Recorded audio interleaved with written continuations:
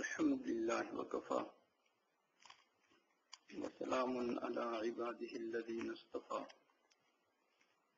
أما بعد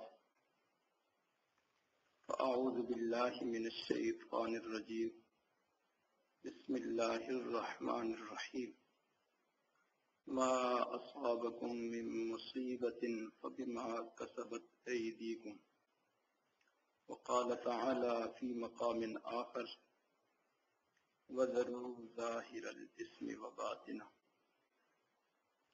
سبحان ربك رب العزة عما يصفون وسلام على المرسلين والحمد لله رب العالمين اللهم صل على سيدنا محمد وعلى آل سيدنا محمد وبارك وسلم اللهم صل على سيدنا محمد وعلى آل سيدنا محمد وبارك وسلم اللهم صل على سيدنا محمد وعلى آل سيدنا محمد وبارك وسلم.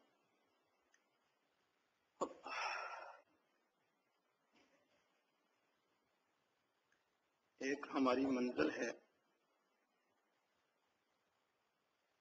اور ایک ہمارا راستہ ہے.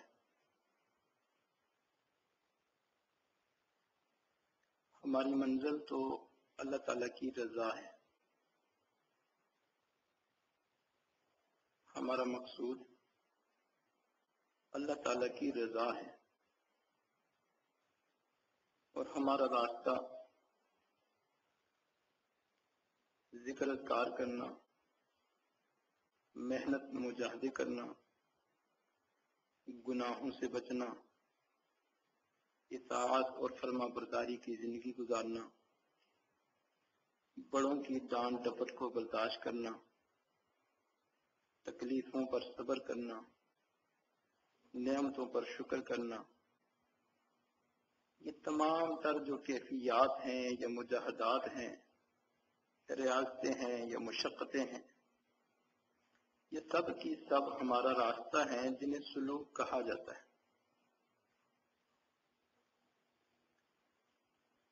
یہ منزلیں طے کر کے، یہ راستہ طے کر کے منزل اور مقصود تک پہنچنا ہوتا ہے. وہ منزل اور مقصود اللہ تعالیٰ کی رضا ہے. اس راستے میں دو چیزیں ہیں. ایک تو ہے نیکیاں زیادہ کرنا، نفل عبادت زیادہ کرنا، ذکر اذکار زیادہ کرنا. اس سے بھی اللہ تعالیٰ کی رضا ملتی ہے، اللہ تعالیٰ سے تعلق قائم ہوتا ہے، بندہ اللہ تعالیٰ کے قریب ہو جاتا ہے. ایک دوسری چیز ہے جسے کہتے ہیں تقوی اختیار کرنا اور گناہوں سے بچنا. اس راستے میں دونوں چیزوں کو اہمیت حاصل ہے، مگر گناہوں سے بچنے کو نیکی کرنے پر زیادہ اہمیت حاصل ہے. زیادہ نیکیاں نہ بھی کی ہوں، لیکن اگر بندہ گناہوں سے بچے تو بندے کو اللہ تعالیٰ کی رضا مل جاتی ہے. نیکیاں بہت کرے لیکن ساتھ گناہ بھی کرے تو اللہ تعالیٰ کی رضا کا ملنا لازم نہیں. اس کی مثال ایسے سمجھیں کہ ایک باپ ہے، اس کے 3 بیٹے ہیں. ایک تو بالکل نافرمان اور ایک مطیع اور فرما بردار اور خدمت گزار، ہر وقت والد کی خدمت میں رہتا ہے، اسے خوش کرنے کی فکر میں رہتا ہے. اور ایک بیٹا وہ ہے جو زیادہ خدمت تو نہیں کرتا، لیکن کبھی اس نے والد کی نافرمانی بھی نہیں کی، تو والد کی رضا اسے حاصل ہوتی ہے. برخلاف اس کے کہ خدمت تو ہر وقت کرے لیکن کبھی کبھی نافرمانی بھی کرے، تو جب خدمت اور خوشی غالب ہوتی ہے تو والد راضی رہے گا، جب یہ نافرمانی کی حالت غالب ہو جائے گی تو والد ناراض ہو جائے گا. بالکل اسی طرح اللہ تعالیٰ کے ساتھ بندے کا معاملہ ہے کہ بندہ اگر زیادہ نیکیاں نہیں بھی کر سکتا تو خیر ہے، لیکن کبھی اللہ تعالیٰ کی نافرمانی نہ کرے، نہ چھوٹا گناہ کرے نہ بڑا گناہ کرے، بس گناہوں سے رشتہ توڑ دے، گناہوں سے رشتہ توڑ دے اور اللہ تعالیٰ سے رشتہ جوڑ دے۔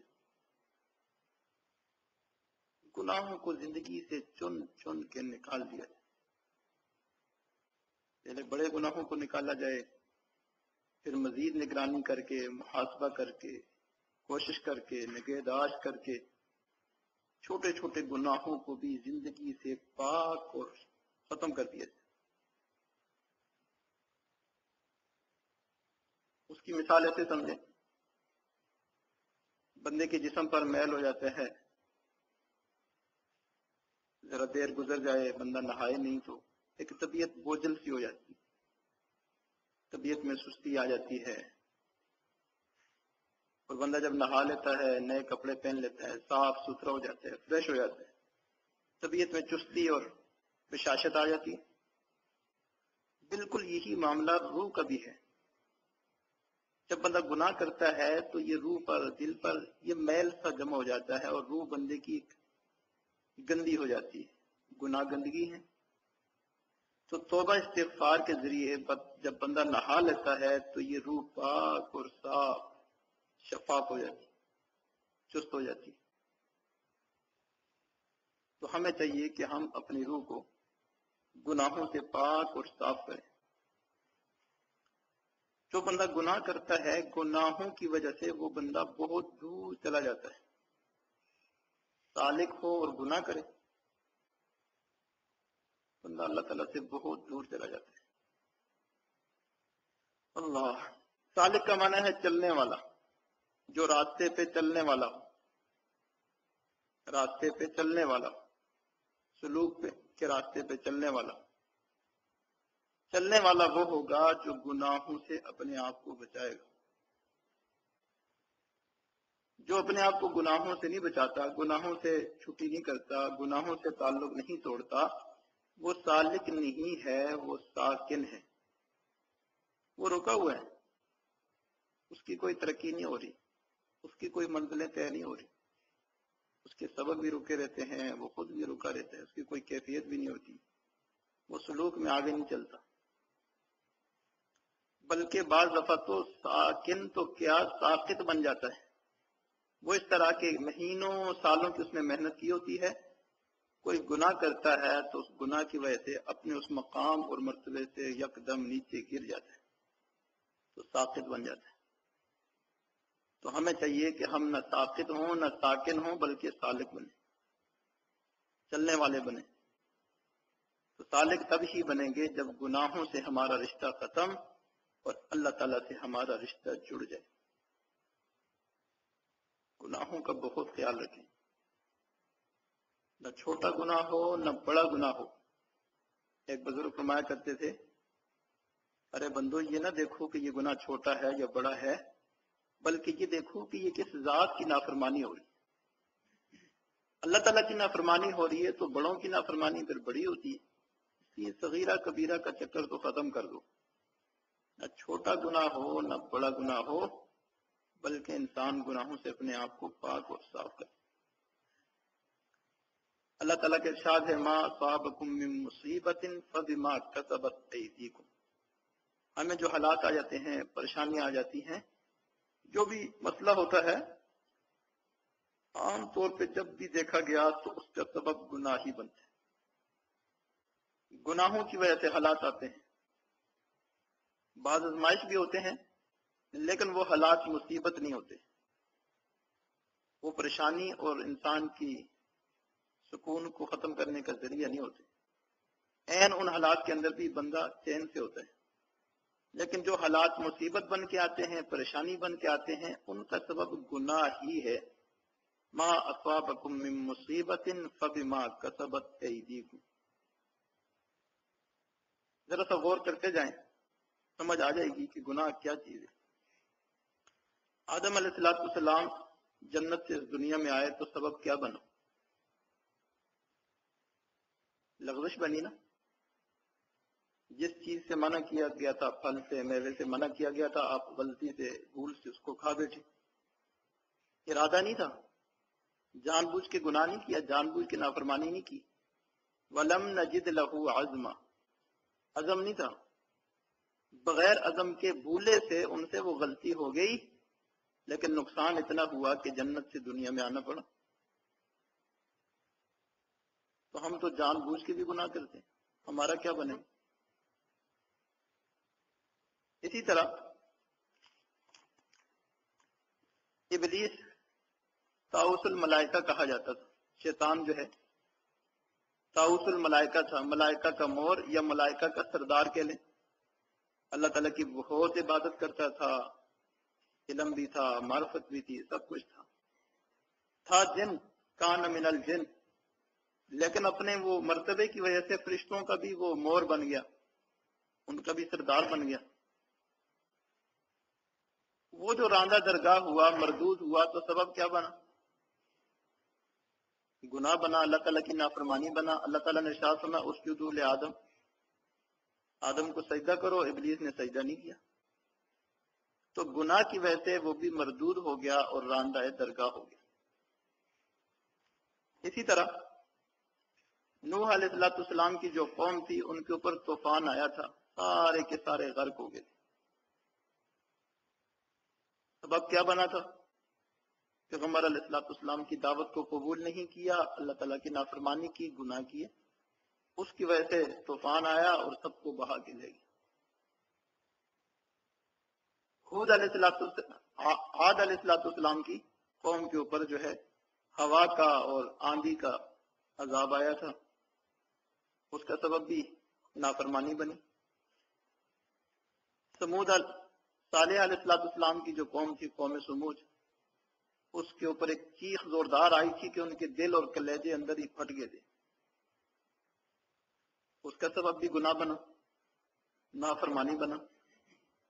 لوط علیہ السلام کی جو قوم تھی، اللہ تعالیٰ نے ان کی پوری بستی کو اٹھایا آسمانوں تک اور اس کو الٹا کر کے یوں جو ہے گرایا. پھر اس کے بعد ان کے اوپر پتھروں کی بارش بھی ہوئی، اس کا سبب بھی ان کے گناہ بنے. قوم لوط کے کئی واضح واضح گناہ بھی تھے. پھر قوم شعیب علیہ السلام پر آگ کا عذاب آیا، اس کا بھی سبب نافرمانی بنی، گناہ بنا. فرعون کی قوم کو اللہ تعالیٰ نے سمندر برد کر دیا، سمندر میں غرق ہو گئے سارے، اس کا سبب بھی گناہ بنا. قارون کو زمین میں دنسایا گیا تو اس کا سبب بھی گناہ بنا.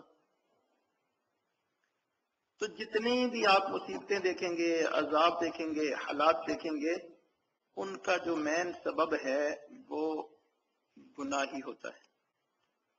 گناہ کے بہت نقصانات ہیں، گناہ سے بندہ بہت دور چلا جاتا ہے. علماء نے گناہ کے نقصانات پر بڑی بڑی کتابیں لکھی ہیں، بہت نقصانات گنوائے ہیں، یہ نقصان بھی، یہ نقصان بھی، یہ نقصان بھی. ہم صرف اور صرف بات سمجھانے کے لیے 2-3 باتیں عرض کریں گے تاکہ دل میں یہ بات بیٹھ جائے کہ گناہوں کا کتنا بڑا نقصان ہے. جو اہم نقصان ہے ہمارے حوالے سے اور ہماری سمجھنے کے اعتبار سے، 2 چیزیں ہیں. ایک یہ ہے کہ گناہ کی وجہ سے بندہ علم سے محروم ہو جاتا ہے، علم سے محروم ہو جاتا ہے. کئی طلباء کو دیکھا مدرسے میں آتے ہیں، وہ جی دل نہیں لگتا، وہ جی پڑھنے کو دل نہیں چاہتا. والدین چاہتے ہیں بچہ پڑھ جائے، ہر طرح کی کوشش کرتے ہیں، محنت کرتے ہیں بچے کے ساتھ، لیکن جی بچہ کہتا ہے دل نہیں لگتا. تو بھائی دل کیوں نہیں لگتا؟ بس دل نہیں لگتا. کبھی جی استاد سختی زیادہ کرتے ہیں، کبھی کھانا اچھا نہیں ملتا، کبھی رہائش اچھی نہیں ملتی. اصل میں وجہ یہ ہوتی ہے کہ اس بندے نے، اس طالب علم نے کوئی خفیہ ایسے گناہ کر لیے ہوتے ہیں جس کی وجہ سے اب علم سے وہ محروم ہو چکا ہوتا ہے. جتنی بھی کوشش کرو اب اس کو علم نہیں آنا. اس کی ایک صورت یہ ہے کہ وہ بچہ جو ہے اللہ والوں سے تعلق جوڑے، ان کے ہاتھ پہ توبہ کرے، ان کی نظر اس کے اوپر پڑے گی، وہ دعا کریں گے تو امید ہے کہ اس برکت سے اسے علم مل جائے. वगरना जब तक गुनाहों से तौबा नहीं करेगा उसे इल्म का मिलना नामुमकिन है। हाफिजा कमजोर हो जाता है, हासिल किया हुआ इल्म भी ज़हन से निकल जाता है। कई लोग कुरान याद करते हैं और फिर उसे भूल देते हैं, बुला देते हैं। उसकी वजह यही होती है कि वो गुनाहों से नहीं बचते।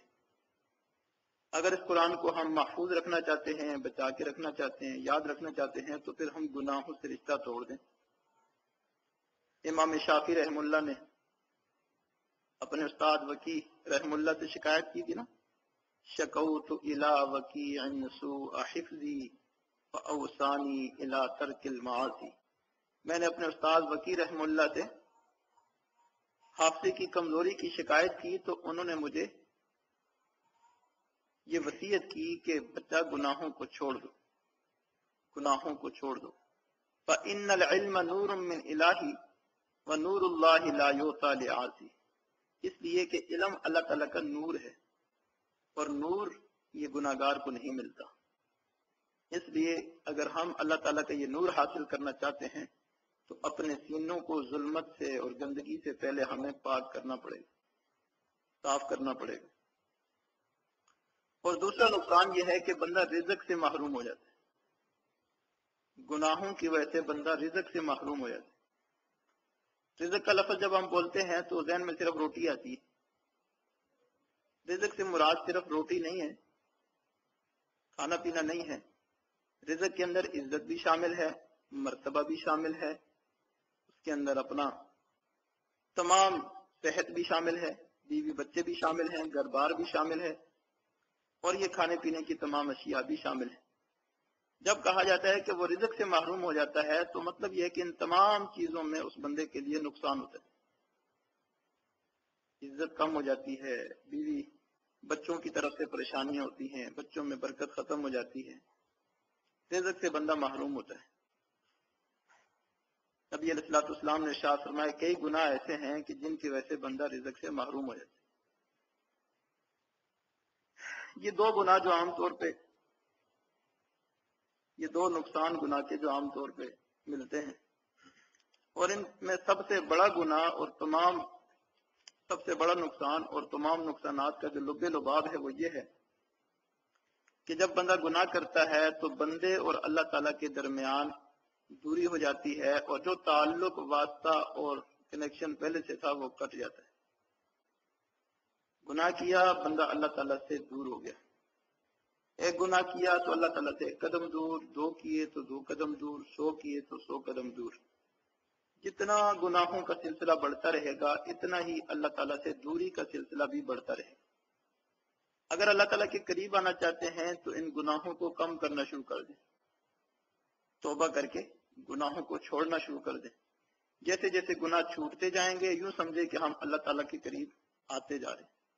एक गुनाह छूटा, करीब आ गए, और छूटा, करीब आ गए, और गुनाह छूटे और करीब आ गए। तो ये कुर्ब बढ़ते बढ़ते एक दिन आएगा कि हम अल्लाह ताला के साथ वासिल हो जाएंगे। इसलिए गुनाहों को छोड़ें और अल्लाह ताला का वसल नसीब हो। अल्लाहु अकबर कबीरा। ये गुनाह ऐसी चीज है कि इन गुनाहों की वजह से कौमों की कौमें तबाह हो गई, खानदानों के खानदान बर्बाद हो गए, नस्लों की नस्लें खत्म हो गई, बड़े बड़े अदारे, बड़ी बड़ी जमातें इन गुनाहों की वजह से नेस्तो नाबूद हो गई, खत्म हो गई। कई मदारिस को देखा, उनकी तरक्की नहीं हो रही थी। जब उसकी तहकीक की तो पता चला कि इन इदारों में, इन मदारिस में गुनाह होते थे।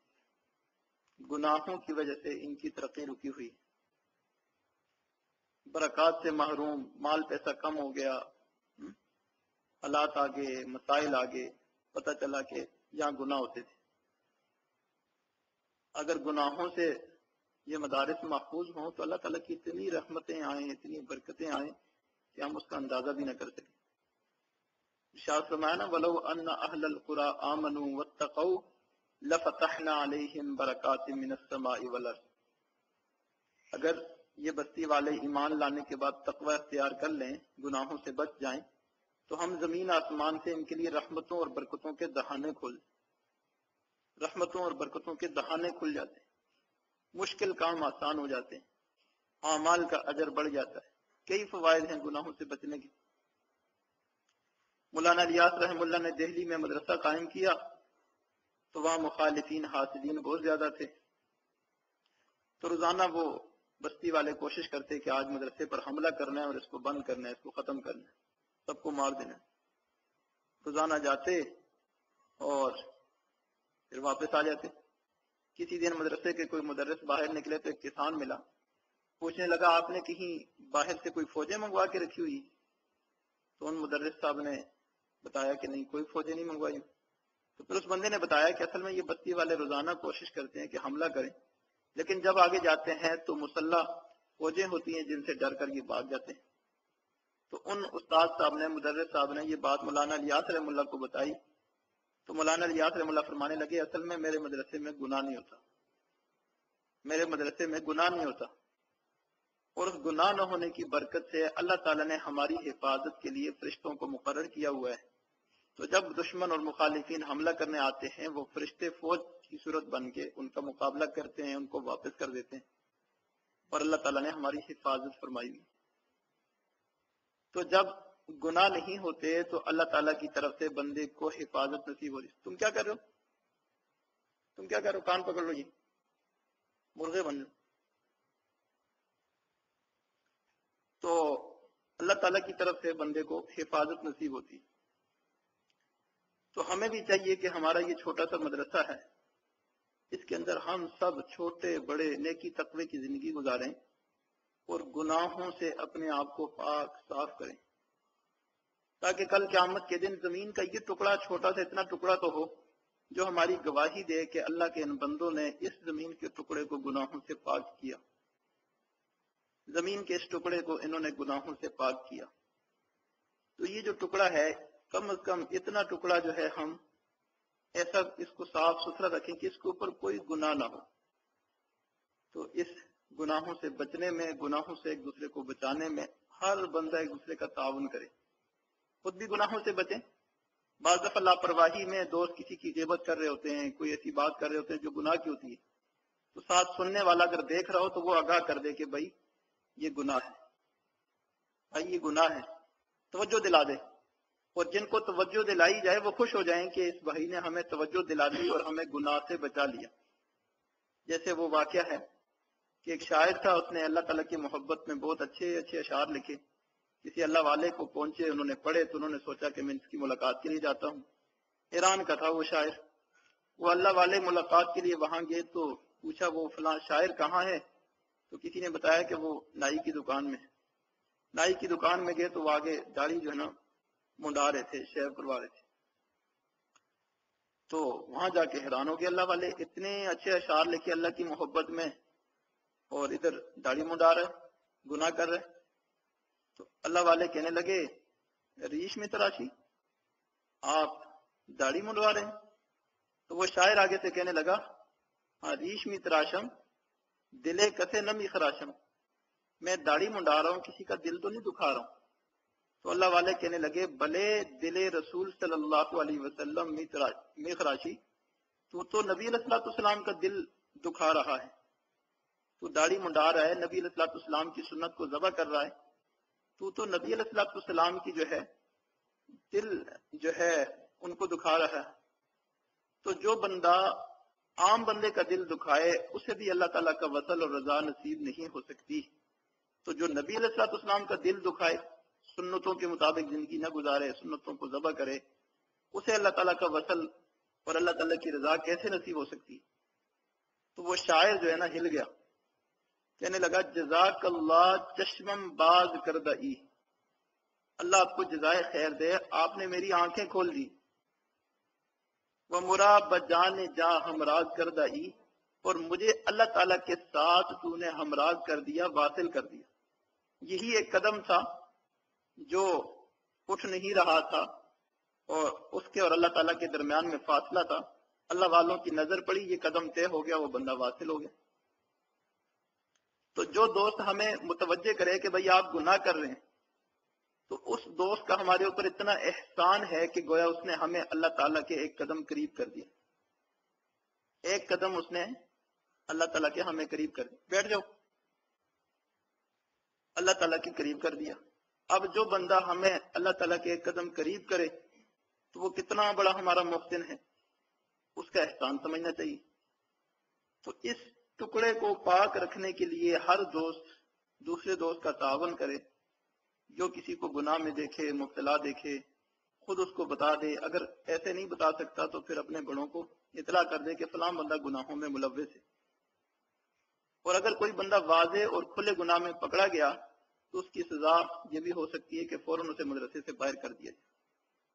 لیکن اب ہم ایک نیک کام کا ارادہ کر چکے ہیں کہ اس مدرسے کے اندر کوئی چھوٹا گناہ بھی نہ ہو اور کوئی بڑا گناہ بھی نہ ہو. اللہ تعالیٰ ہمیں اس پر استقامت دیں اور اللہ تعالیٰ اس میں ہمیں کامیاب کریں. انشاءاللہ یہ ایسا ہوگا، اللہ تعالیٰ خیر کا معاملہ فرمائیں گے. آنے والا ہر بندہ تقوی اور پرہیزگاری کی زندگی اختیار کرنے والا بن جائے گا. کوئی گناہ نہ ہو، چھوٹا بھی بڑا بھی، چن چن کے اپنی زندگی سے بھی اور دوسروں کی زندگی میں سے بھی ان گناہوں کو نکالیں. پھر دیکھیں اللہ تعالیٰ کی رحمتیں اور برکتیں کیسے متوجہ ہوتی. اللہ اکبر کبیرہ. تو امید ہے کہ سب دوست جو ہے گناہوں سے بچنے میں، گناہوں سے بچانے میں ایک دوسرے کے معاون ثابت ہوں گے.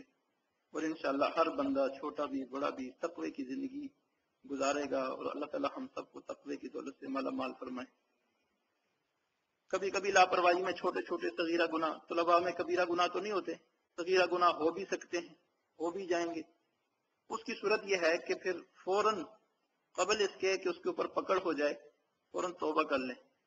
توبہ کریں گے نامہ اعمال سے گناہ مٹ جائے گا، تو نامہ اعمال صاف ہوگا، یہ جگہ بھی صاف ہوگی، پاک ہوگی، تو گناہ کا نام و نشان نہیں ہوگا، تو پکڑ بھی نہیں ہوگی.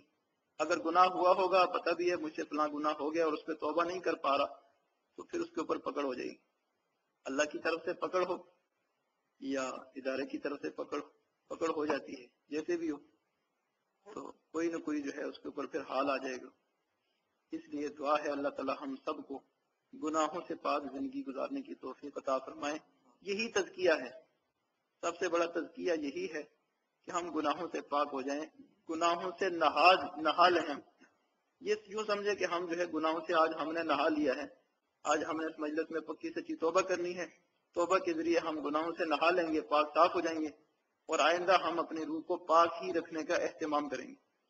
نبی علیہ السلام نے صحابہ کرام سے اس بات پر بیعت لی تھی، بایعونی علی اللہ تشرکوا باللہ شیئا، مجھ سے اس بات پر بیعت کرو کہ اللہ کے ساتھ کسی کو شریک نہیں ٹھہراؤ گے، چوری نہیں کرو گے، بدکاری نہیں کرو گے، کسی پر بہتان نہیں لگاؤ گے. آخر میں شاہ فرمایا وَأَلَّا تَعْصُوا فِي مَعْرُوفٍ، کوئی بھی واضح گناہ نہیں کرو گے، کوئی بھی گناہ نہیں کرو گے، کوئی بھی نافرمانی نہیں کرو گے. تو آج ہم بھی اس سنت کو زندہ کرتے ہیں، سب آپس میں ایک دوسرے کے ساتھ بیعت کرتے ہیں، وعدہ کرتے ہیں کہ انشاءاللہ ہم کوئی بھی اللہ تعالیٰ کی نافرمانی، جس کے بارے میں ہمیں پتہ ہے نا کہ یہ نافرمانی ہے، یہ گناہ ہے، آج سے ہمارا رشتہ گناہ سے ختم، گناہ سے ہمارا رشتہ ختم اور اللہ تعالیٰ سے ہمارا رشتہ پکا ہے. ہاں، گناہ سے رشتہ توڑو، اللہ تعالیٰ سے رشتہ جوڑو. ایک دوسرے دوست احباب کو یاد دہانی بھی کراتے رہو، بچاتے بھی رہو.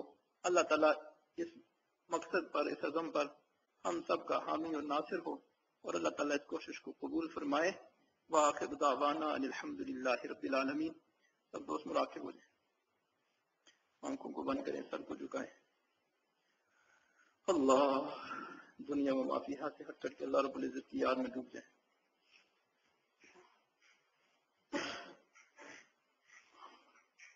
ہمارا دل کہہ رہا ہے اللہ اللہ اللہ اللہ اللہ، اور ہم بیٹھے سن رہے ہیں، دل سے اللہ اللہ کی آواز کو سنیے.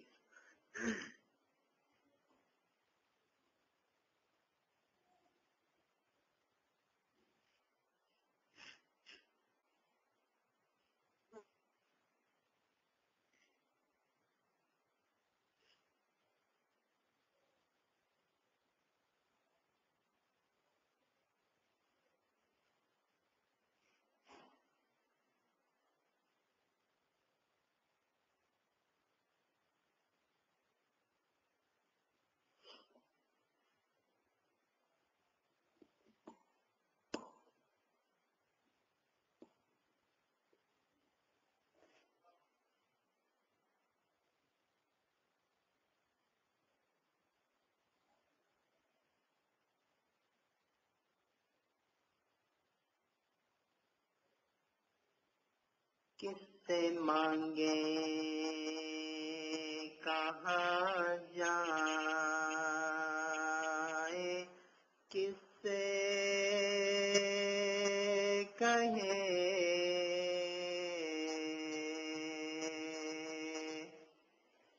کس سے مانگے کہاں جائے، کس سے کہے اور دنیا میں حاجت روا کون ہے،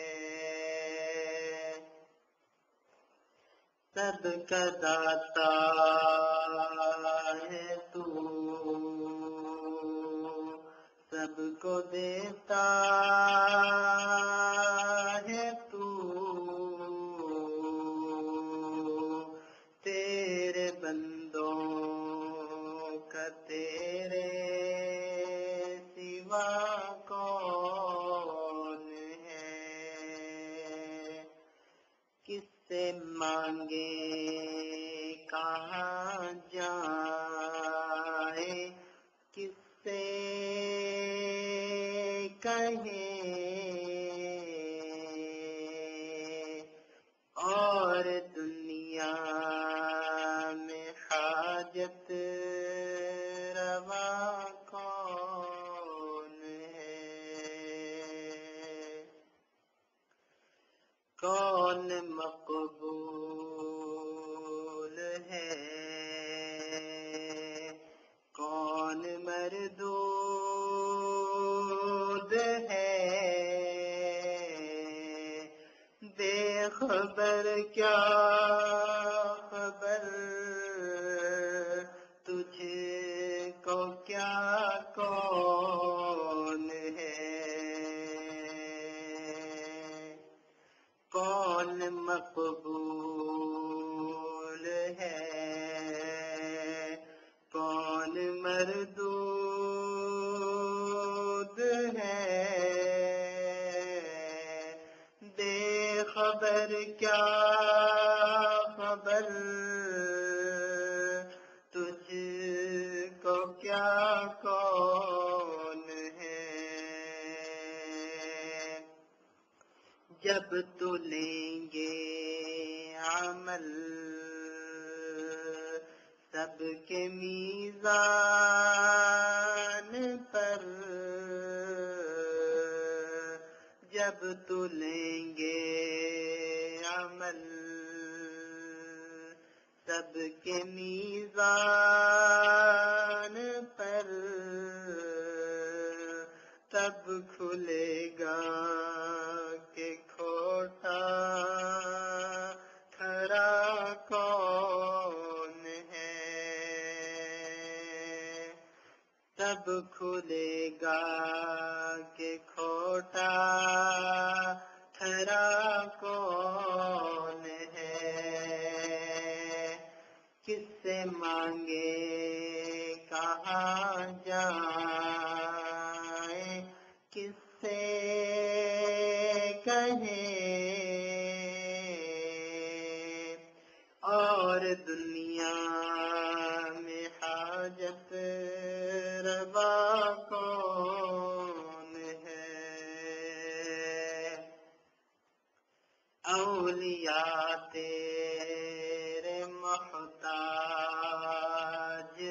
اے رب کل، تیرے بندے ہیں سب انبیاء اور رسل، اولیاء تیرے محتاج اے رب کل، تیرے بندے ہیں سب انبیاء اور رسل، ان کی عزت کا باعث ہے نسبت تیری ان کی عزت کا باعث ہے نسبت تیری ان کی پہچان تیرے سوا کون ہے کس سے مانگے کہاں جائے کس سے کہے اور دنیا میں حاجت روا کون ہے اہل فکر و نظر جانتے ہیں تجھے کچھ نہ ہونے پہ بھی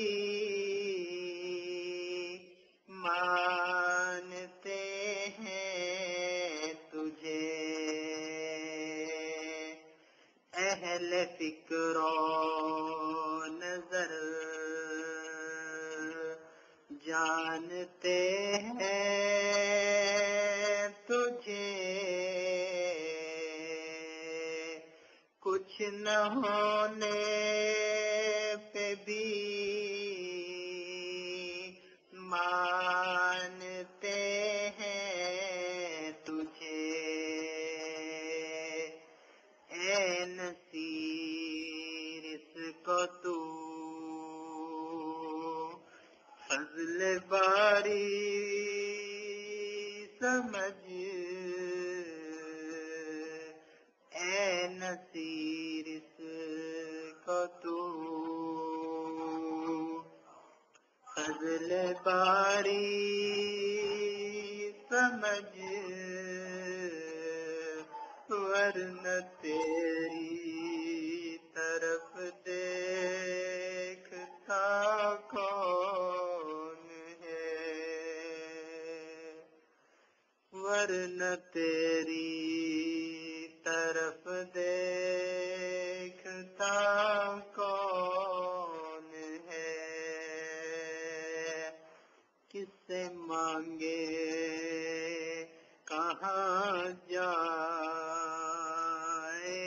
کس سے کہے اور دنیا میں حاجت روا کون ہے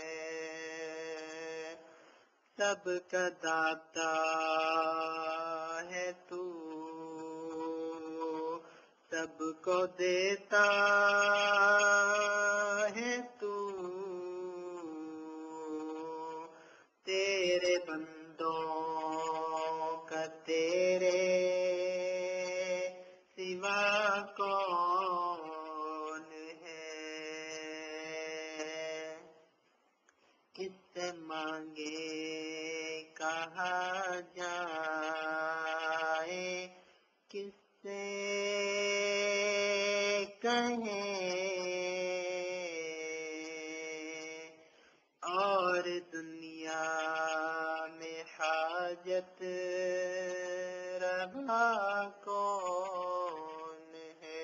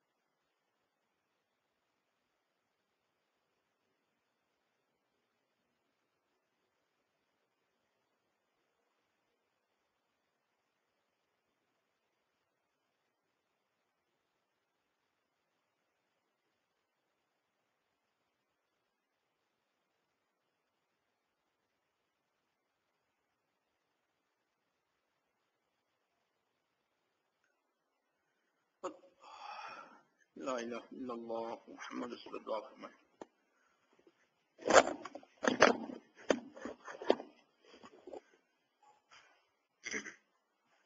اللهم صل على سيدنا محمد وعلى آل سيدنا محمد وبارك وسلم. ربنا ظلمنا أنفسنا وإن لم تغفر لنا وترحمنا لنكونن من الخاسرين.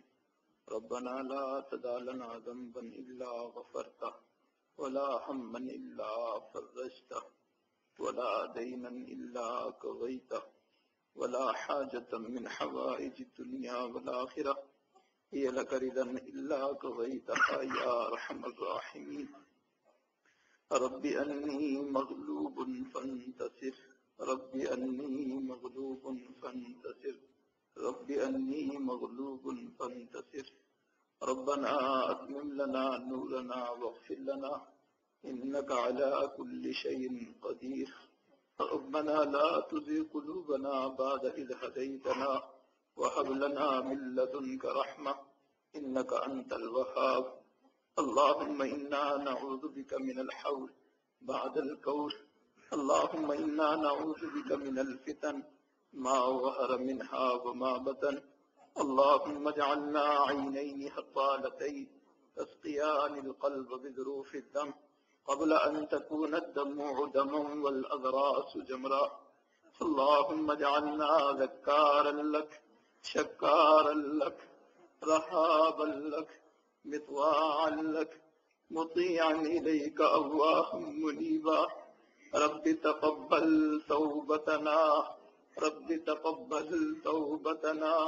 رب تقبل توبتنا واغسل حوبتنا واغسل حوبتنا واغسل حوبتنا. اللہ ہماری توبہ کو قبول کر لیجئے. اللہ ہماری توبہ کو قبول کر لیجئے. اللہ ہمارے اندر کے میل کو دھو دیجئے. اللہ ہمارے اندر کے میل کو دھو دیجئے. رب تقبل توبتنا واغسل حوبتنا. رب تقبل توبتنا واغسل حوبتنا وأجب دعوتنا وأجب دعوتنا وثبت حجتنا وثبت حجتنا واسلل سخيمة صدرنا. اللہ ہمارے دلوں کے ٹیڑے پن کو درست فرما دیجیے. واسلل سخيمة صدرنا واسلل سخيمة صدرنا. دلوں کی بیماریوں کو شفا عطا فرما دیجیے. واسلل سخيمة صدرنا واسلل سخيمة صدرنا. رب تقبل توبتنا واغسل حوبتنا وأجب دعوتنا وثبت حجتنا واسلل سخيمة صدرنا. رب کریم ہم تیرے عاجز مسکین بندے ہیں، گناہ گار ہیں، خطا کار ہیں، بدکار ہیں، خطاکار ہیں اور تیری رحمت کے طلبگار ہیں.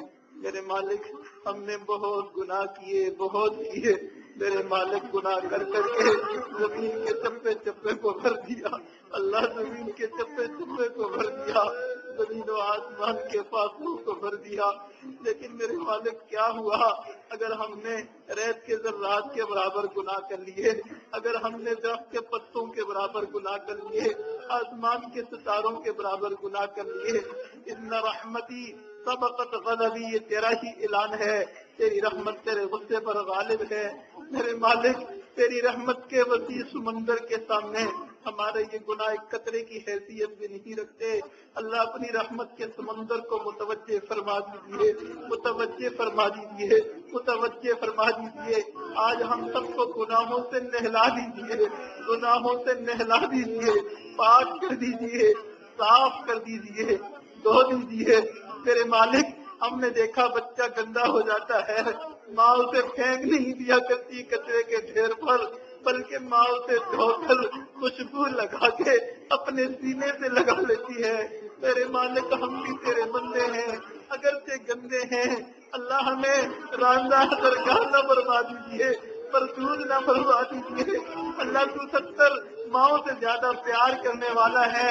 اللہ ہمیں دھو کر، ہمیں نہلا کر، ہمیں پاک صاف کر کے اللہ اپنا قرب عطا فرما دیجیے. اللہ اپنا قرب عطا فرما دیجیے. اللہ اپنا قرب عطا فرما دیجیے. اللہ آج کے اس مجلس میں ہم سب نے یہ وعدہ کیا ہے میرے مالک، آج کے بعد ہم اپنی زندگی سے گناہوں کو چن چن کے نکالیں گے میرے مالک، چن چن کے نکالیں گے، گناہوں سے ہمارا رشتہ ختم ہے میرے مالک، میرے مولا تیرے ساتھ ہمارا رشتہ پکا ہے، اللہ ہم تیرے ساتھ تعلق جوڑیں گے، گناہوں سے رشتہ توڑیں گے میرے مالک، ہماری مدد فرما، اللہ ہماری نصرت فرما، اللہ ہماری توبہ کو قبول فرما، اللہ یہ نوجوان بچے ان کی رگوں میں گرم گرم خون ہے میرے مالک، شہوات کا غلبہ ہے میرے مالک، اس کے باوجود یہ توبہ کر رہے ہیں، تیرے سامنے ہاتھ دامن پھیلا رہے ہیں، اللہ تو نے ان نوجوانوں کی توبہ کو قبول نہ کیا، نفس و شیطان کا شکار ہو جائیں گے میرے مالک، نفس و شیطان کا شکار ہو جائیں گے، ہمیشہ کے لیے تیرے در سے دور ہو جائیں گے میرے مالک، قبول کر لیجئے، قبول کر لیجئے اللہ، قبول کر لیجئے اللہ، ان سب بچوں کو لے لیجئے، اپنا بنا لیجئے، اپنا بنا لیجئے اللہ، اپنا بنا لیجئے اللہ، ہماری مثال تو اس بچے کی سی ہے جو چلتے چلتے تھک جاتا ہے، کہتا ہے ابو اٹھا لیجیے، مزید چلا نہیں جاتا، تیرے مولا ہم بھی ایسے ہی سالک ہیں اللہ، اس رستے پہ چلتے چلتے نفس میں شیطان کا مقابلہ کرتے کرتے اب تھک چکے ہیں اللہ، تھک چکے ہیں، اپنی مدد کو متوجہ فرما دیجیے، نصرت کو متوجہ فرما دیجیے، مدد شامل حال فرما لیجیے، ہاتھ پکڑ لیجیے، اپنا بنا لیجیے، اپنا بنا لیجیے میرے مالک، اپنا بنا لیجیے اللہ، تیرا ہی حکم ہے سوالی کو خالی ہاتھ نہ لوٹاؤ اللہ، ہم بھی تیرے در کے سوالی ہیں، رات کے اندھیرے چھائے ہوئے ہیں، دنیا کے بادشاہوں کے دروازے بند ہیں، تیرے در پہ ہم فقیر بیٹھے ہیں اللہ، تجھ سے تیرے فضل کی بھیک مانگتے ہیں، تیری رحمت کی بھیک مانگتے ہیں، اپنے در کے دروازے کھول دیجیے، رحمت کے دروازے کھول دیجیے اللہ، کھول دیجیے اللہ، نہیں کھولنے پھر بھی کھول دیجیے تیرے مالک، اب اچھے ہیں ہم برے ہیں اللہ، ہمارے ساتھ اچھوں والا سلوک فرما لیجیے اللہ، اچھوں والا سلوک فرما لیجیے میرے مالک، تو غنی ہے ہم فقیر ہیں، فقیر غنی پہ دروازے پہ جائے، غنی خالی ہاتھ لوٹانا اپنی توہین سمجھتا ہے، تو مالک الملوک ہے، بادشاہوں کا بادشاہ ہے اللہ، خالی ہاتھ نہ لوٹا، خالی ہاتھ نہ لوٹا، خالی دامن نہ لوٹا اللہ، فقیر کو اگر غنی کے دروازے سے دروازہ نہ کھلے چھوڑ کے اگلے دروازے پہ چلا جاتا ہے، اگر اللہ تیرا در ہمارے لیے نہ کھلا ہم کس در پہ جائیں گے اللہ، کس در پہ جائیں گے اللہ، ہماری مثال تو بندے کی سی ہے جس نے 100 سال تک تیری عبادت کی، روزانہ خواب میں کوئی بندہ آ کے کہتا تیرا نہ کوئی سجدہ قبول، نہ کوئی نماز قبول، نہ ذکر اذکار قبول، نہ تیرا مراقبہ قبول میرے مالک، کسی نے اس سے کہا جب تیرا کچھ بھی قبول نہیں پھر تو کیوں تھکتا ہے، کہنے لگا کیا کروں، در تو ایک ہی ہے، قبول ہو یا نہ ہو در تو ایک ہی ہے، اس در کو چھوڑ کے کس در پہ جاؤں تیرے مالک، ہماری مثال بھی ایسی ہے، ہم تیرے در کے ہیں اللہ، ہم نے دنیا کو چھوڑا تیری رضا کے لیے اللہ، دنیا والوں کو چھوڑا تیری رضا کے لیے، دنیا کی دوستیاں چھوڑی تیری رضا کے لیے اللہ، اب بھی تو نہ ملا، اب بھی تو نہ ملا پھر ہمارا کیا بنے گا، ہر تمنا دل سے رخصت ہو گئی، اب تو آجا اب تو خلوت ہو گئی، ہر تمنا دل سے رخصت ہو گئی، اب تو آجا اب تو خلوت ہو گئی، ہر تمنا دل سے رخصت ہو گئی، اب تو آجا اب تو خلوت ہو گئی تیرے مالک، ہم کھوٹے ہیں اللہ، ہم کھوٹے ہیں اللہ، ہماری دعاؤں کو قبول کر لیجئے، ہم عاجز ہیں، ہم مسکین ہیں، ہماری مسکینی پر رحم فرما لیجئے، ہمارے دامن میں کوئی نیکی ایسی نہیں، کوئی عمل ایسا نہیں، اخلاص نہیں تیرے سامنے پیش کر کے اللہ تجھ سے دعا مانگ سکیں تیرے مالک، ہم تو اپنی کمزوری تیرے سامنے رکھتے ہیں، عاجزی تیرے سامنے رکھتے ہیں، مسکینی تیرے سامنے رکھتے ہیں اللہ، رحم فرما لیجئے اللہ، رحم فرما لیجئے تیرے مالک، ہمارے لیے گناہوں سے بچنا مشکل، تیرے لیے بچا لینا آسان ہے اللہ، ہم اپنے آپ کو تیرے حوالے کرتے ہیں، ہمیں گناہوں سے بچا لیجئے اللہ، گناہوں سے بچا لیجئے اللہ، گناہوں کی عادت چھڑا لیجئے، گناہوں کی عادت چھڑا لیجئے تیرے مالک، چھڑا لیجئے میرے مالک مدد فرما لیجیے، نصرت فرما لیجیے، اپنا بنا لیجیے۔ اللہ ہم اپنے آپ کو تیرے حوالے کرتے ہیں، ہمیں ایسا بنا لیجیے جیسا آپ کو پسند ہے، جیسا آپ ہمیں دیکھنا چاہتے ہیں ویسا بنا لیجیے۔ اللہ آج کی دعا میں سے ہماری بہنوں کو بھی حصہ عطا فرما، بھائیوں کو بھی حصہ عطا فرما، ہماری ماں کو بھی حصہ عطا فرما، تمہارے والد کو بھی حصہ عطا فرما، دوست احباب کو بھی حصہ عطا فرما، عزیز و قارب کو بھی حصہ عطا فرما۔ جن دوستوں نے دعا کے لیے فرمایا ان کی بھی جائز حاجات کو قبول و منظور فرما، پریشانیوں کو دور فرما، مسائل کو حل فرما۔ اللہ اٹھی باتوں کو قبول فرما، ہمارے اس ادارے کو دن دگنی رات چگنی ترقیاں عطا فرما۔ ترقی کے لیے جن اسباب وسائل کی ضرورت ہے غیب کے خزانوں سے پورا فرما، ظاہری باطنی ترقیاں عطا فرما۔ اللہ ظاہری باطنی فتنوں سے محفوظ فرما۔ رب کریم جو دعائیں مانگی وہ بھی عطا فرما۔ اللہ حرمین شریفین کی بار بار حاضری نصیب فرما، اسباب اور وسائل میسر فرما۔ رب کریم جو دعائیں مانگنی چاہیے تھی نہیں مانگ سکے وہ بھی عطا فرما۔ نبی علیہ السلام نے جو خیریں مانگی وہ سب خیریں ہمیں بھی عطا فرما۔ جن شرور سے پناہ چاہی اللہ ان تمام شرور سے ہمیں بھی پناہ عطا فرما۔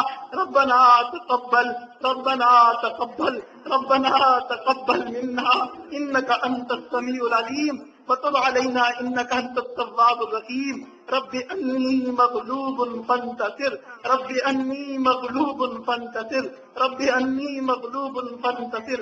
وصلی اللہ تعالی علی خیر خلقہ محمد وعلی آلہ واصحابہ اجمعین برحمتک یا ارحم الراحمین۔